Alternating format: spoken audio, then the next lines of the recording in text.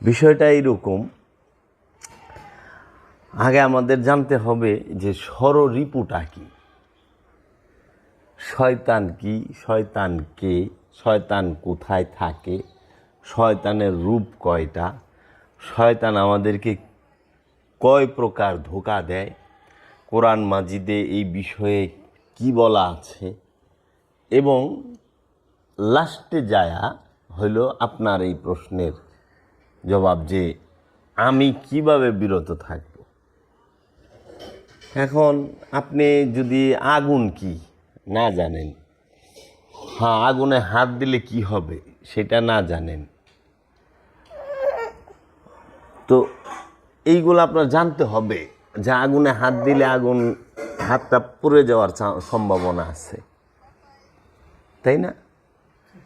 এবং পোড়ার পরে যন্ত্রণাটা কি, এই জন্য যদি আপনি আগুন সম্পর্কে ধারণা থাকে তাইলেই বাস আপনি সতর্ক, তাই না? এখন মূল হলো আমার দয়াল মুর্শিদ কেবলা কালান্দার বাবা জাহাঙ্গীর বা ইমান আল সুরেশ্বরী তার লিখিত সুফিবাদ আত্মপরিচয়ের একমাত্র পথ, এবং আরেকটি কিতাব আছে, কিতাবের নাম হচ্ছে ফকিরির গোপনেরও গোপন কথা, এবং আরেকটি কিতাব আছে সেই কিতাবটির নাম হলো শরীয়তি শয়তান মারেফতি শয়তান।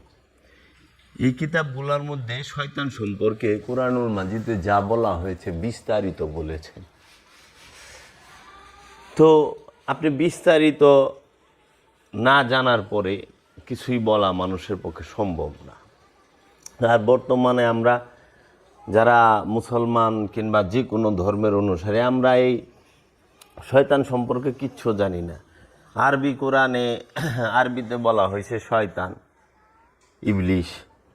আপনার হিন্দু শাস্ত্রে বেদে গীতা এখানে বলা হয়েছে মায়া, মানে ওই একই পাওয়ার একই জিনিস কিন্তু নাম ভিন্ন হয়ে গেছে, এক এক ধর্মে এক এক রকম।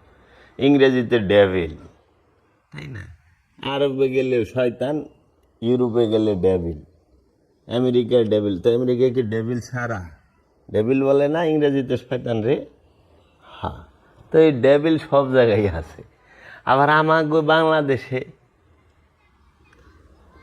বাংলাদেশে তো শয়তানও নাই ডেভিলও নাই, আছে কি মায়া। হ্যাঁ, ওই হিন্দুস্থানে মায়া, বাংলাদেশে কি আছে? কামনা। হ্যাঁ, তাহলে এই ডেভিল, এই শয়তান, এই মায়া, এই কামনা, এটা সব জায়গায় আছে।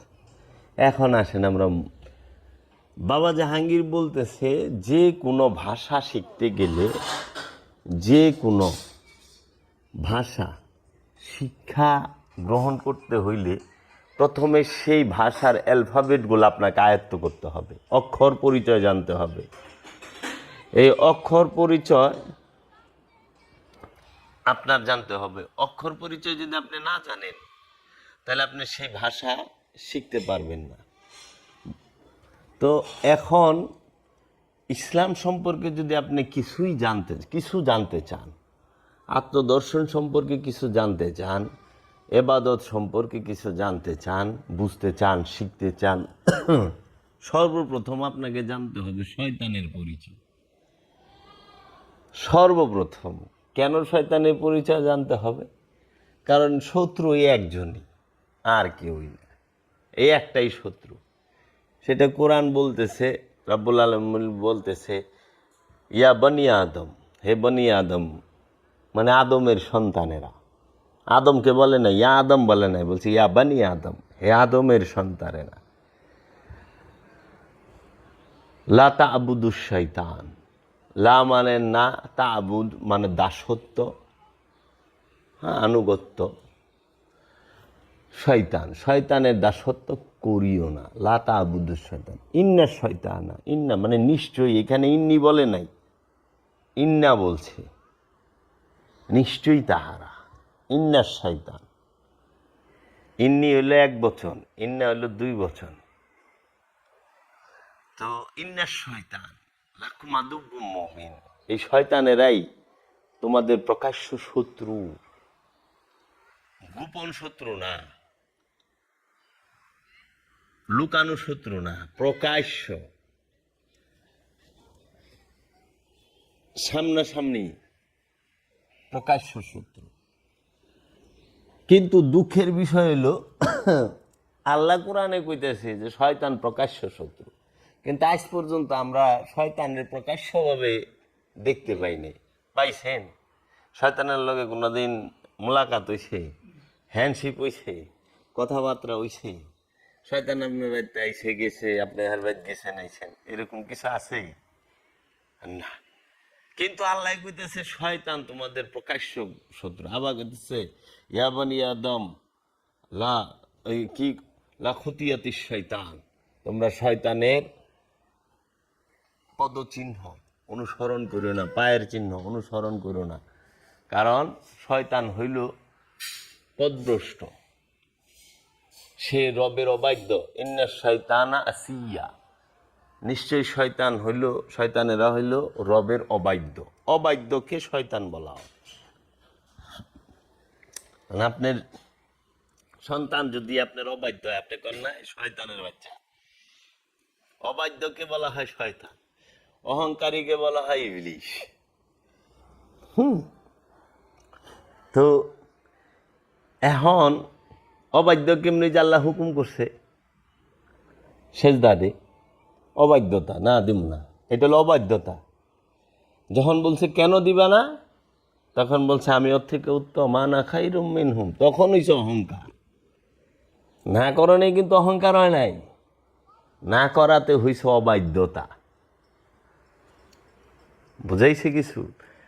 আর যখন সে বলছে রব্বুল আলামিন জিজ্ঞেস করছে কেন দিবা না, তখন বলছে আনা খাইরুম মিনহুম ওয়া খালাকতানি মিন তিন আনা খালাকতানি মিন নার, যে সে মাটি দিয়ে তৈরি আর আমি ধোঁয়াবিহীন আগুনের তৈরি, আমি ওর থেকে উত্তম। তখন আল্লাহ কইল কি ওয়াকানা ওয়াস্তাকবারা মিনাল কাবির, কি সে ইবলিশ হয়ে গেল, অহংকারী হয়ে গেল, অহংকার করল। এখন এই শয়তান সম্পর্কে আপনার বিস্তারিত ধারণা থাকতে হবে। আমাদের সমাজে আলেম সমাজেরই শয়তান সম্পর্কে ধারণা নাই। এর জন্য ওনাদের কথার মধ্যে কোনো মিল নাই, দর্শনপ্রাপ্ত না তারা। কেন? তারা পড়াশোনা করেছে কিন্তু ওইটা তাদের বুঝেই আসে নাই।